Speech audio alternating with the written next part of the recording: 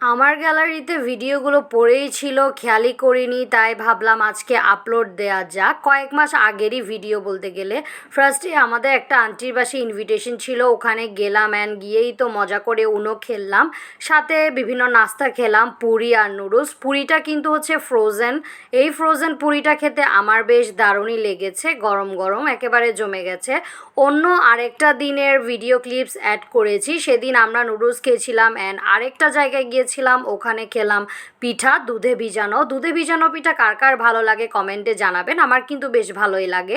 আর সন্ধ্যায় তো চা না খেলে হয়ই না, চার সাথে একটা বিস্কিটও খেলাম।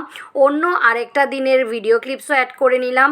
সেদিন মা পেঁয়াজু এনেছিল গরম গরম, আর পেঁয়াজু আমার পেঁয়াজ আর সস দিয়ে খেতেই সবসময় ভালো লাগে, তাই এটা আনলে আমি সবসময় পেঁয়াজ আর সস দিয়েই খেয়ে থাকি। আমার এটা খুব বেশি ভালো লাগে। আপনাদের কিভাবে ভালো লাগে জানাবেন। এটাই হচ্ছে সব মিলিয়ে অনেক আগের একটা ব্লগ।